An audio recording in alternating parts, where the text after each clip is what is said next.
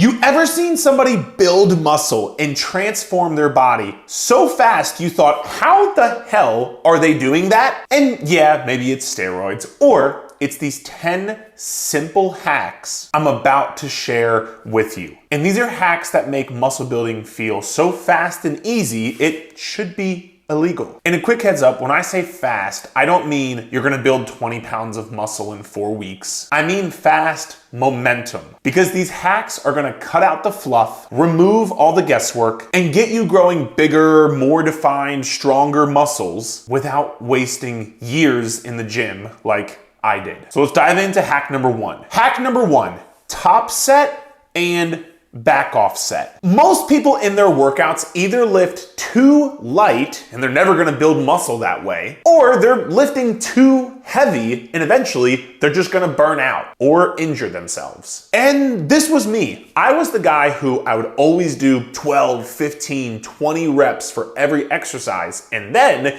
I was the guy who only did 3 reps, 4 reps, maybe 5 reps if I was doing cardio that day. That was a joke. This was until I learned about the benefits of a top set and a back off set. And what this means is for your first set, first working set where you're actually pushing yourself hard, you're gonna do a top set with lower reps and higher, heavier weight. So this would look like maybe 3 to 6 reps, lifting much heavier weight, trying to go to, max weight you can lift. This is really beneficial because it'll get the strength component and you'll still build muscle if you push yourself close to failure, which we'll talk about a little bit later in the video. So that's your first set, and then your next set is a back off set. This is where you strip the weight down a little bit to lift a bit lighter, and you'll increase the amount of reps you are doing to usually around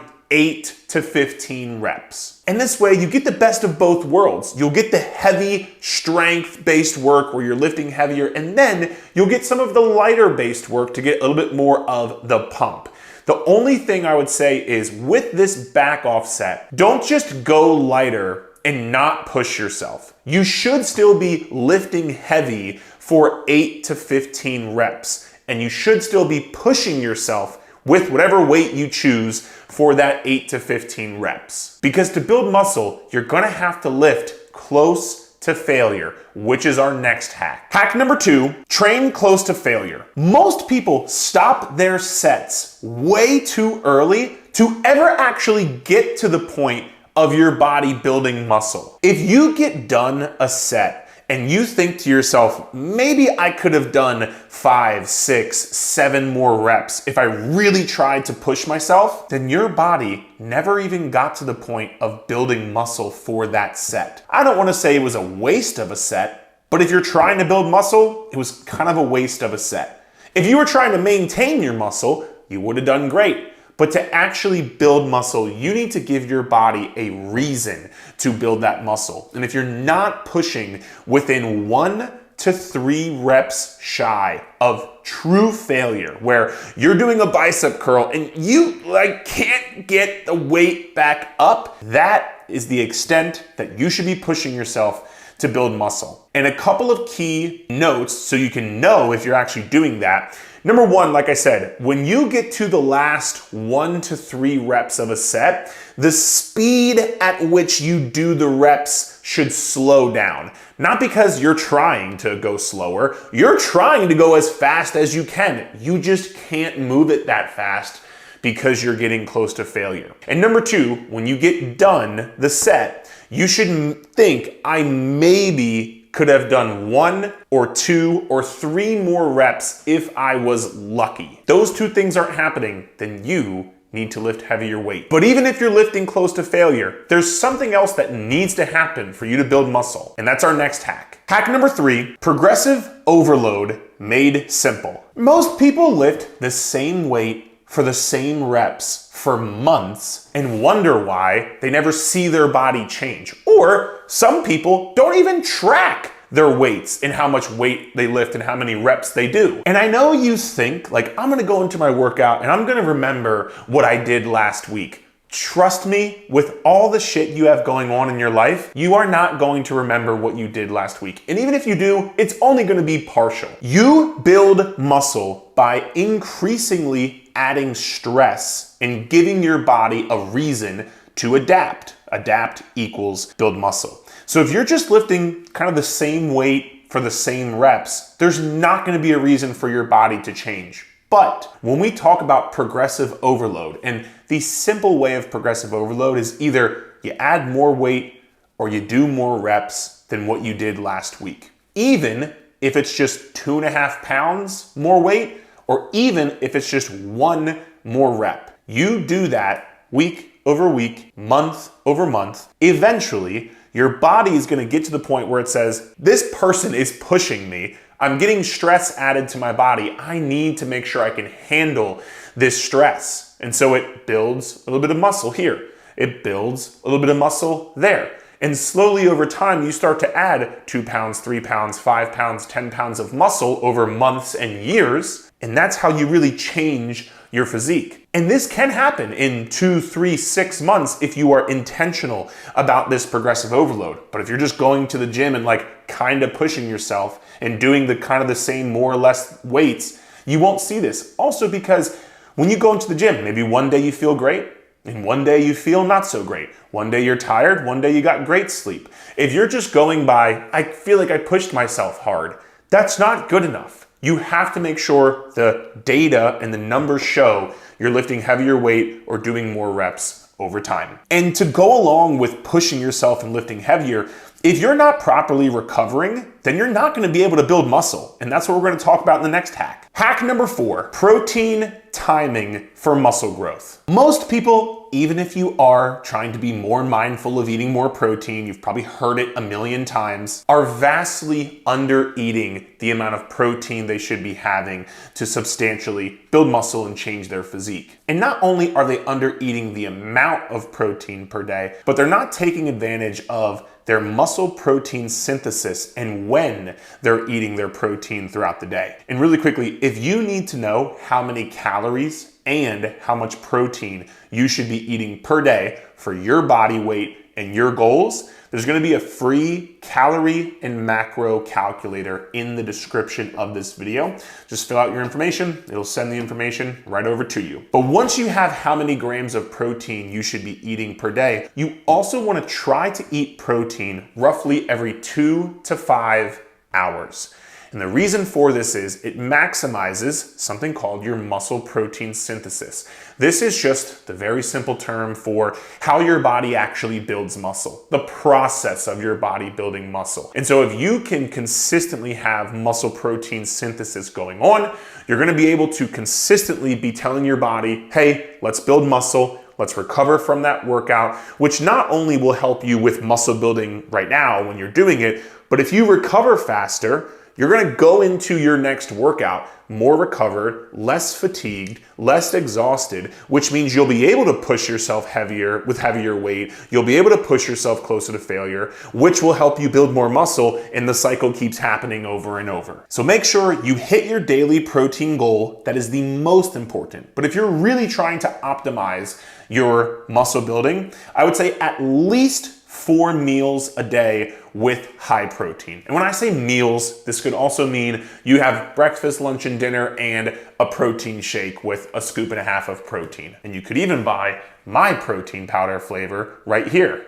It tastes just like the Girl Scout Samoa cookie. It's from Legion Athletics. Has 110 calories, not 110 grams of protein, 110 calories, 22 grams of protein. There'll be a link in the description of this video if you want to check this out and try it out. Promise, the flavor is really good. But it's not all just about protein. Our next hack is actually what your muscle uses for energy. And if you don't have this, you're not gonna be building as much muscle as you could. Hack number 5, carb up around training. One of the hardest things that lifters face is consistently having enough fuel and energy for their workouts, consistently being able to push themselves in their workouts. Because if you don't have fuel, it's going to be hard to push yourself close to failure or do the progressive overload that we talked about.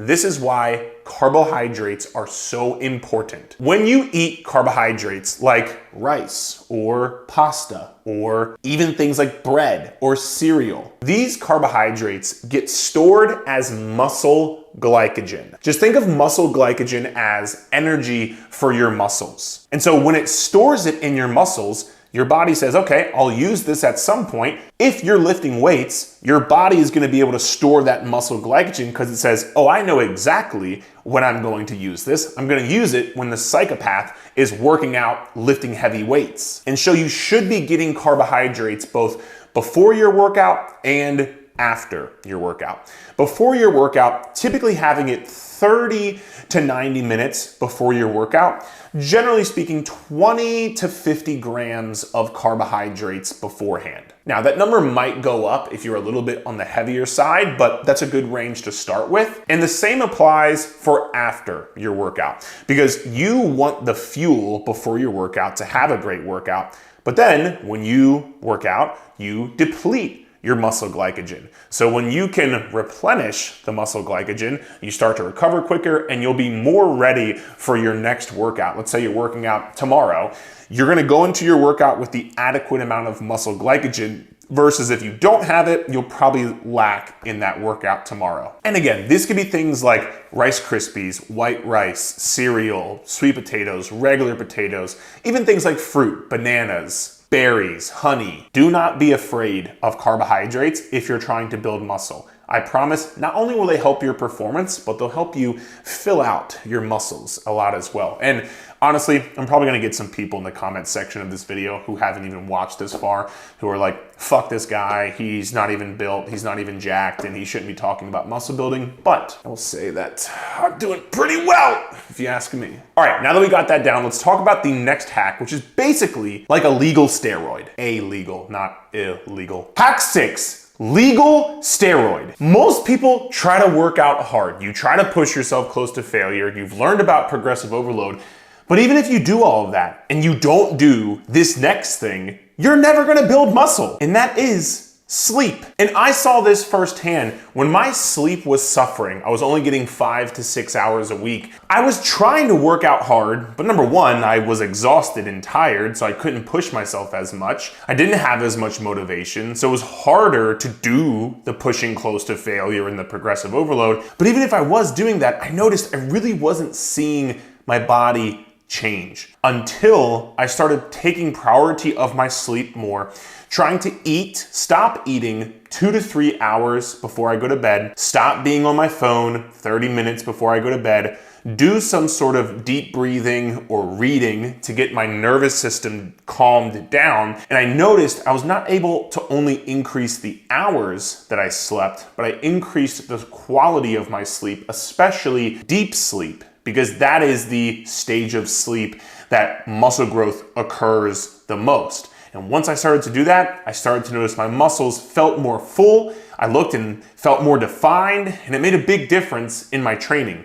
And so for you, if you're somebody who you're scrolling late at night, or if you know you're not taking your sleep as seriously as you should be, I would strongly encourage you, if you care about building muscle, you should try to prioritize that sleep as best you can. Now, I know sometimes maybe you work night shift, maybe you have a newborn or a young child, and so you're not able to sleep all throughout the night like us people who don't have those things. And I get it. I'm just saying try to prioritize it as best you can because it will make a massive difference. At least 6 hours, like at least, really I wanna say 7, but at least 6 hours, close to 7 to 8 as you can. And once you get your sleep down, there's something else I want you to do with your workout program specifically that I think can make a big difference. Hack number 7, change your workouts every 4 to 8 weeks. Most people do one of two things, both being wrong. Number one, they change their workouts every week, or they change their workouts never, every 6 months. And you shouldn't be changing your workout every week because then you can't have progressive overload. If you're doing a barbell back squat one week, and then a Bulgarian split squat the next week, and then a leg press the next week, how are you ever going to do more weight or do more reps than what you did last week if it's different every single time? On the flip side, if you keep the same workouts for 4, 6, 8 months at a time, you're not optimizing your workouts for a couple of reasons. Number one, you're more than likely gonna have an overuse injury from doing the same workouts over and over. Let's take a sumo squat or a sumo deadlift. That wide stance deadlift, maybe it's okay on your hips for the first 4 to 8 weeks, but after that, it's a lot of pressure on your hips. And if you just keep doing that over and over and you don't switch the variation, some injuries may start to pile up. Or the same thing if you do the same chest press variations, the same shoulder press variations. You're always doing dumbbells. You're never doing barbells or never doing cables. If you do the same things, it's easier to get an injury. So that's point number one. Point number two, you're not working your muscles from different angles or ranges of motion. So let's use your tricep as an example. Can I get a little tricep flex here? It's not as good as it used to be, but it's there. You have 3 heads of your tricep. If you only do rope press downs, you're not working all 3 of the heads of your tricep, which means you're not fully developing your tricep, both from how it looks, but also the strength that you have. And so let's say 4 weeks in, you change it up and you go to an overhead tricep extension now. So now you've worked the medial and lateral head of your tricep. Now you're working the long head of your tricep. You're working different parts of your muscle to fully develop it. And on top of that, you can hit the muscle from different ranges of motion. So when you're doing a bench press, you have to go down to the bottom, you have to press it all the way back up. You ever notice how some people get stuck at the bottom of a bench press, and then some people get stuck and they just can't lock it out? That's because a certain range of motion of your muscle isn't built up enough to finish that movement.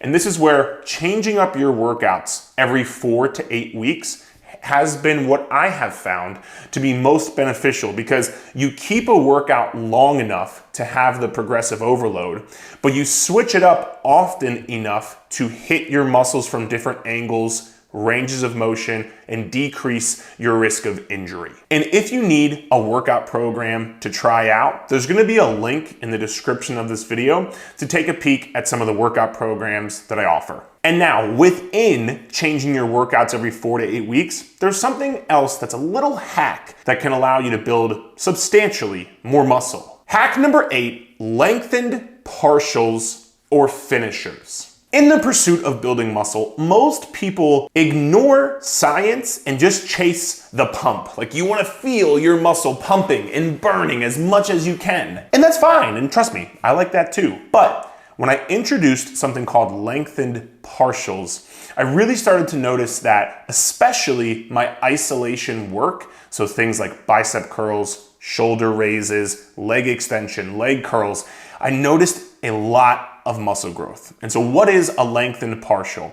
I'll use a bicep curl as an example since I can demonstrate it. So when you fully extend your arm, that is lengthening your muscle. When you curl, that is shortening your muscle. So lengthened partials are, you get your muscle in the lengthened position, you come up halfway, then go back down. Come up halfway, then go back down. There's been research to show, and I'll link this in the description of the video as well, that lengthened partials can lead to more muscle growth. So does that mean you should always do lengthened partials? No, I don't think so. There's a couple of ways I like to include them in my workouts. Number one, I just said it, for isolation exercises. And the reason for this is generally these are pretty safe if you fail on them. So if you're doing a shoulder raise, and let's say you're doing a partial shoulder raise, if you fail and you can't do any more, what's the worst that happens? You just drop the weight and you're fine. Or a bicep curl, or a leg extension, or leg curl. If you fail the movement doing the lengthened partials, it's okay. Point number two, I like incorporating them on the last set of that exercise. And the reason being is, if you go lengthened partials, you're typically taking your body even farther than failure. This is what we call an intensification technique, and it's pretty serious. So if you do that on your first set, your second set and your third set are gonna be negatively impacted. So I would say on the last set, you can do it to kind of fully exhaust your muscle, squeeze out a little bit more muscle growth, but then not negatively impact your other sets that you did for that exercise. And I would do it after you completed your set. So if let's say you're doing 8 reps of a bicep curl, after you completed all 8 reps, that's when you might do 3 to 8 lengthened partials. And the idea here is you should only be able to do 3 to 8 because you still want to take your regular set close to failure, like we talked about earlier. And this is actually a great segue into our next hack, where if you do this, especially on days that you are busy, you're gonna see much more muscle building progress. Hack number 9, 1 to 2 hard sets when you're busy. Busy days leads most people to skip everything and restart on Monday. And let's be honest, your life isn't perfect. You're gonna have busy days where you have to work later, your kids have to be picked up early from school, something is gonna happen. Maybe you just don't have as much time, you woke up late, life happens. Number 1, that's okay, and you're not a failure. Number 2, when this happens, here's my favorite strategy to still be able to get something in, but also still make progress and build muscle. We've talked thus far about pushing close to failure. We've talked thus far about progressive overload. We've talked about lengthened partials. So we're gonna use all of these techniques to make sure that when we go in, if we're short on time or we're stressed or we're busy that day, you're just gonna do 1 to 2 hard working sets of that exercise, and you're gonna move on to the next exercise. So if let's say you normally do 3 or 4 sets, you're only going to do 1 or 2 sets max and just move on. Because remember, muscle growth happens when you push close to failure and you have progressive overload. So if all else fails, you can get in, push yourself for that 1 or 2 set. You'll get the results, but you don't have to spend as much time in your workouts or as much mental energy in your workouts. And quite frankly, if I'm just being honest with you, I've done this myself and I've used this on hundreds of clients who are really stressed or busy, and I just make this their entire program. I don't even make 3 or 4 sets of an exercise. I just do 1 or 2 hard sets and I still build muscle. So there's no excuse if you have busy days or a busy schedule. Both mentally and physically, you can not have to commit as much but still push yourself and see great progress because you're making the most of the time that you spend in your workouts. And that actually leads us to the next hack, which is making the most out of your workout split and setting up your weekly workouts in the most efficient way. Hack number 10, do the right workout split. Most people are doing push, pull, legs, or they're doing the classic bro split, chest on Monday, back on Tuesday, arms on Wednesday, and so on. And the issue with this workout split is you're only hitting your muscle groups 1 time per week. And you might be like, well, Eric, I do push-pull legs 2 times a week. And so you're working out 6 days a week. That is very hard to recover from unless you're in a calorie surplus, sleeping 8 to 9 hours per night, and potentially on performance-enhancing drugs. So ask me how I know, because I used to be that person who was trying to do the bro split or do the push-pull leg split, and I got plateaued. I saw some progress initially, but over time, my progress plateaued. That is when I switched to a different weekly workout split, and since then, I've seen more gains in the past couple of years than I did the first couple of years of training, which if you know anything about working out, usually not the case, because the longer you work out, the harder it is to see progress. And so when I made this shift, I was able to make pretty substantial progress. And the shift is hitting your muscle groups 2 times per week instead of 1. You're going to allow yourself to do more weekly volume. When I say volume, I mean the amount of sets per muscle group per week that you are performing. So if let's say you only did 1 body part of chest for the entire week, you would have to do 5, 6, 7 exercises to get the recommended amount of sets per muscle group in that workout. And if you did that, There's research by James Krieger that shows roughly 8 to 12 working sets, so where you're pushing yourself close to failure, is where most natural lifters want to stay around per workout. So if we're following that, all you can do is 8 to 12 sets in one workout. But if you only work out your chest once a week, then you could only do 8 to 12 sets of chest per week. Whereas if you did chest 2 times per week, you could do 8 sets here, 8 sets here. You would recover from both of it. You would double the amount of volume you have, and you would be able to make much more progress. So how would we set this up? If you're doing 3 times a week, I would do lower, upper, full body. If you're doing 4 times a week, I would do lower body, upper body, lower body, upper body. Those 4 workouts are all different workouts, by the way. If you're doing 5 times a week, I would do lower body, upper body, lower body, push, pull. And setting up your workouts like this allows you to hit your muscle groups 2 times per week, increasing the frequency, the volume, and the progress that you make. And again, if you're interested in getting a workout program, click the link in the description of this video. There'll be a link that has all of my programs right there. And now that you know more about workouts, let's be honest, if you really want to see your body change, you gotta dial in your nutrition as well. So watch this video here on how to lose fat so fast it feels illegal.